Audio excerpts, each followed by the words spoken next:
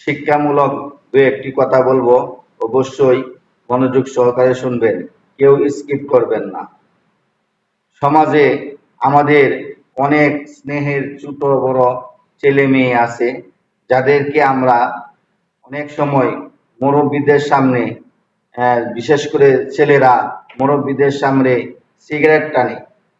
আমরা সমাজের গার্জেন হয়ে, ছেলের মা বাবা হয়েও অনেক সময় যদি বিচার দেওয়া হয় যে আপনার ছেলে তো এরকম রাস্তার মাঝে সিগারেট টানে, তারপরেও কিন্তু আমরা বিচার করি না। আমরা তাদেরকে বিয়াদব হওয়ার জন্য উৎসাহিত করি। কিভাবে বলেন তো?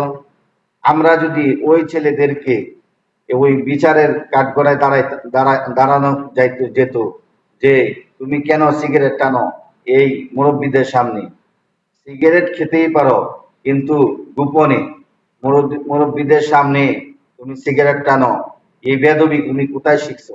ঠিক আছে, আমরা বরঞ্চ বিচার না করে আমরা করি কি, অনেক সময় আমরা যারা বিচার দিতে যাই তাদেরকে বলি, তুমি আমার ছেলে সিগারেট খাবে, আমার ছেলে মদ খাবে, গাঞ্জা খাবে, এটা আমার ব্যাপার, তুমি কওয়ার কে?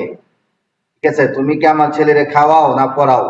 ঠিক আছে, এরকম ভাবে অনেক সময় উত্তর দিই। যে যদি আমরা এরকম ভাবে উত্তর দেই, তাহলে বলেন তো ওই ছেলে বেয়াদব হবে নাকি ভালো হবে?